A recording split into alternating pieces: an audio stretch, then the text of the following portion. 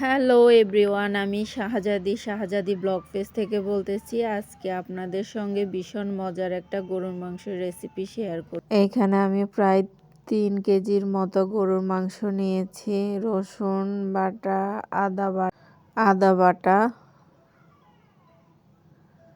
পেঁয়াজ পরিমাণ মতো, লবণ, মরিচের গুঁড়া, হলুদের গুঁড়া, জিরার গুঁড়া, ধনিয়ার গুঁড়া, রাঁধুনি গরম মশলা, তেজপাতা, দারচিনি, এলাচ, সয়াবিন তেল, সবগুলো উপকরণ একসঙ্গে ভালো করে মিক্সড করে নিব।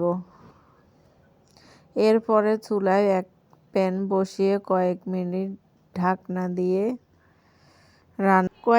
রান্না করার পর এখানে আমি টক দই, বাদাম বাটা দিয়ে ঢাকনা দিয়ে আবার কয়েক মিনিট রান্না করব। ঢাকনা উঠিয়ে এর ভিতরে মাংসগুলো কষানো হয়ে গেছে। এখন পরিমাণ মতো পানি দিয়ে আলু দিয়ে দিব। ভীষণ মজার এই গরুর মাংসটা, আপনারা নিশ্চয় বাসায় করে খেয়ে দেখবেন।